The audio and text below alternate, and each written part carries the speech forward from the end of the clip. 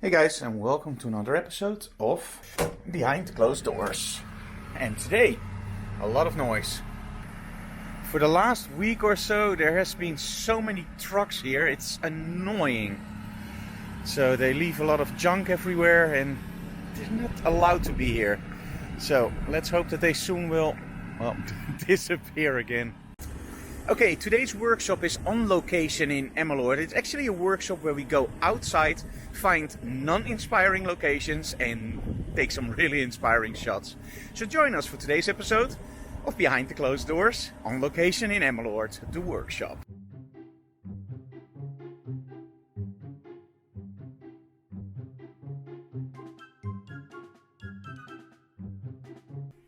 Okay, on location in Emmeloord. Why is this such an important but also fun workshop? Let me explain. Now, what is the first thing that you think about when we talk about working on location? You think about great locations like castles or the aviodrome with all the planes, but most of the times, well, that's just not true. So in most cases you expect, of course, beautiful locations, but then you end up on the location and it's, let me put it mildly, most of the cases it's not what they promise. Like, hey Frank, there's beautiful light here, you don't need to bring any strobes. And then you arrive and they go like, I don't get it. Normally the light is beautiful, but today, right? We were also the guys that actually went to Vegas, where it never rains, and, well, it rained, so we had beautiful skies. In that case, it actually worked in our advantage. But most of the times you will find out that they promise beautiful things, you arrive and, well, it's not what you hoped for. So you have to make sure that even in locations that aren't beautiful, that you can still create beautiful images. And that can be done, of course, with strobes or natural light. But it's all about composition. But most of all, the soap opera effect. So what is the soap opera effect? Let me put it this way. This is far away. This is closer up. And this is really close up. So, in other words, by changing your angle of your camera, or changing the position of your camera closer or further away, you can create the scene that people see. So sometimes it's not very handy if they turn the camera like that, they see all the junk. But if they turn it like this, they see all the technical stuff. So it depends on how you aim the camera. And that's also outside. If you see a beautiful structured wall, you don't need anything else. That's already beautiful to shoot against. If you see a nice tree, why not use that tree? And of course, if there's a beautiful castle, then you're home free. Or are you? Well, most of the times you are. Now, there are a few things that you have to be taken care of on location, and that's actually the lighting. Now, today we are using the Hensel Porty system on location with the 14-inch reflector. It's an awesome reflector because it really projects the light forward. You can use a grid on it to narrow the beam, but most of all, it gives you a tremendous light output. And that's important for outside because we have to find the ambient light. We have to fight the ambient light. In other words, we have to make sure that our model jumps out from the ambient light, if we want that. Sometimes we just want fill-in flash. Sometimes we just don't want flash, we use natural light. So there are so many options. But for me, one of the things that I love to do is actually kill the ambient light and let my model jump out. Now there's a huge problem with this, and that's called the X-sync in your camera. That's the maximum shutter speed you can use before you see a black bar in your frame.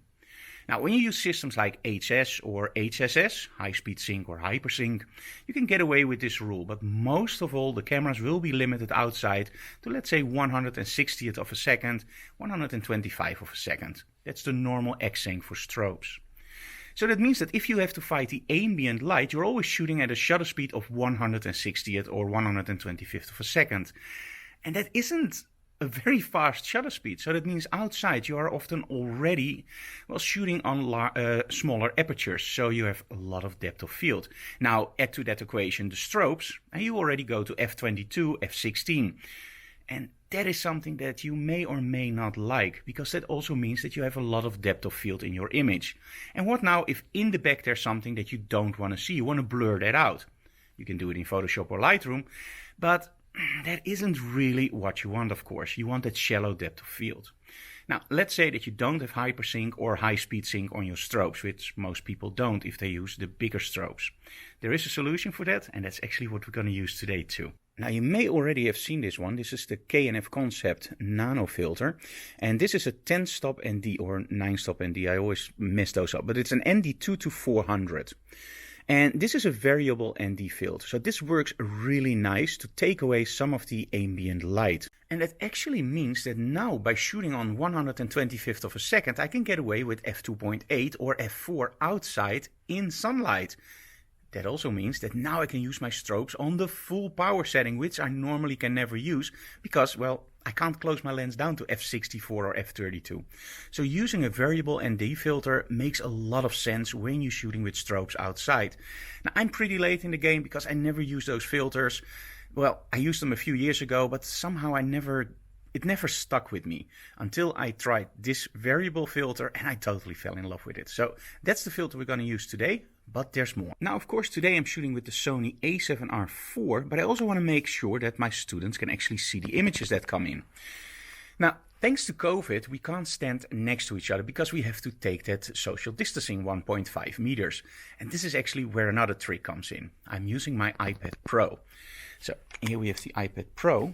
And what we're going to do is we're going to connect the Sony wirelessly to the iPad Pro so that the students can actually see the images coming in. Now in the studio I'm actually using, let me grab that one.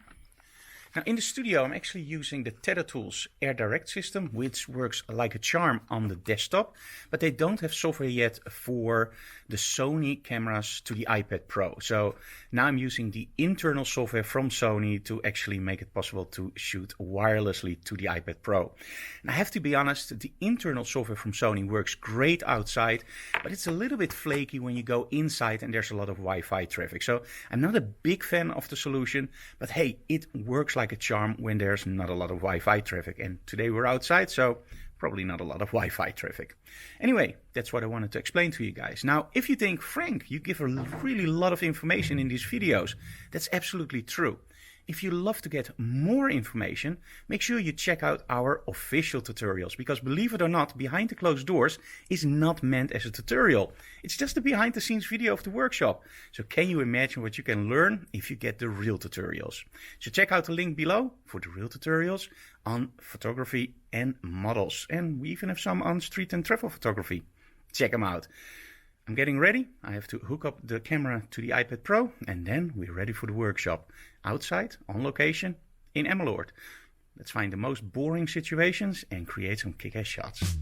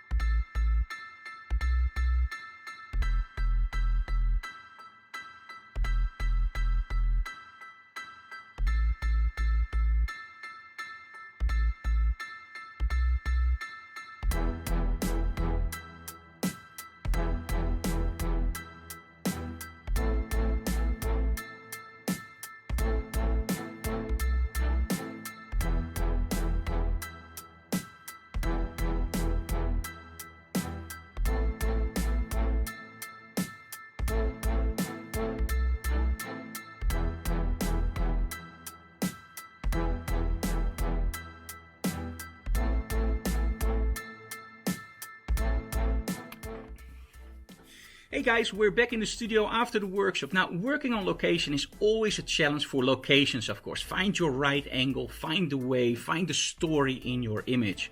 But there's something else. When you work on location, there's actually a little bit of a train of thought that you have to learn. Shutter speed is for the ambient light, aperture is for the model. In other words, the strobe is the aperture, ambient light is the shutter speed. Now, we try to keep the aperture as constant as possible during the photo shoot, during the set. So, for example, if I meter my model on f16, 125th of a second, and I like what I see, I can always change my shutter speed to let in more ambient light or take away ambient light. Now, the problem we run into is shutter speed. Most cameras with normal strobes are limited to 125th of a second, sometimes 1/60th or 1/200th, but normally let me put it this way, they're limited.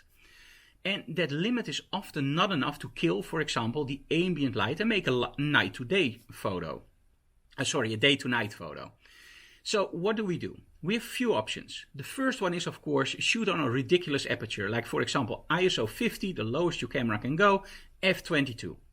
But now you have a lot of depth of field. Everything is sharp from front to back. And there's another problem. If you look at the sky, there's always those little dust blobs. Now, in most cases, those images are okay because, hey, it looks great, right? And the dust blobs, you just take them away in Photoshop or Lightroom. However, there's a solution for this. And the solution is actually pretty simple. Now, I'm not a big filter fan up until recently. And the reason for my sudden love for filters is actually one filter called the Black Mist filter from K&F Concept. They sent it to me a while ago and it was absolutely awesome. You have this really nice glow in your images. I absolutely love it. And they also sent me this one to try out. Now this is a variable ND filter. So it goes from 2 to 400 and it has a little bit of a dial here. So look at this. When I turn it, you can see it gets darker or lighter. And on the side there are actually little dots. And in essence, it would be perfect if those dots were the stops. Well, we found out during the photo shoot that it works really well, but not 100%. Let me explain. So when we set up our backdrop, so how much light we want in a backdrop, it's of course best to shoot tethered and just determine it. But sometimes that doesn't work, right? Because we don't want to bring a laptop with us. This is where we use light meters. Now, in the past, I always used my light meter on spot metering. I would meter the brightest or the darkest area in the scene that I still want to have detail. And then, for example, for black, 4.5 stops down for black. And for white, 3 stops open for pure white. That's how you calculate, of course, your black and whites and your stops. Nowadays, there's a much easier solution. I'm not going to say you don't need a light meter, but there's an easier solution. With the light meter, there's always that one part that you meter, but you don't really know how the rest of the scene will look. You have to take a picture for that.